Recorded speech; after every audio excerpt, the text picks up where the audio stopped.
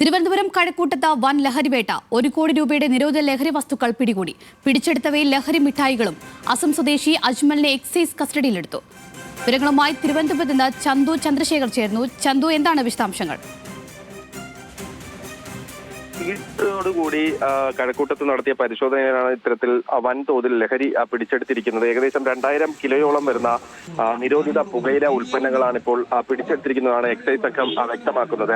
എക്സൈസിന് ലഭിച്ച രഹസ്യ വിവരത്തിന്റെ അടിസ്ഥാനത്തിൽ നേരെ നെയ്യാറ്റിൻകരയ്ക്ക് സമീപം ബാലരാമപുരത്ത് ഇത്തരത്തിൽ ഒരു പരിശോധന നടത്തിയിരുന്നു. അവിടെ നിന്നും 30 കിലോയോളം വരുന്ന ലഹരി വസ്തുക്കൾ പിടികൂടി. അവിടെ നിന്നും പിടികൂടിയ ആൾ നൽകിയ വിവരത്തിന്റെ അടിസ്ഥാനത്തിലാണ് കഴക്കൂട്ടത്ത് മേനംകുളം ഭാഗത്ത് ഇത്തരത്തിൽ എക്സൈസിന്റെ IB സംഘവും പരിശോധന നടത്തിയത്. തുടർന്നാണ് ഈ 2000 കിലോയോളം വരുന്ന പുകയില ഉൽപ്പന്നങ്ങൾ പിടിച്ചെടുത്തിരിക്കുന്നത്. ഇതിന് 1 കോടി രൂപയോളം വില വരുമെന്നാണ് എക്സൈസ് ഇപ്പോൾ കണക്ക് കൂട്ടുന്നത്. അസം സ്വദേശി അജ്മൽ, അയാളെ ഇപ്പോൾ എക്സൈസ് പിടികൂടിയിട്ടുണ്ട്.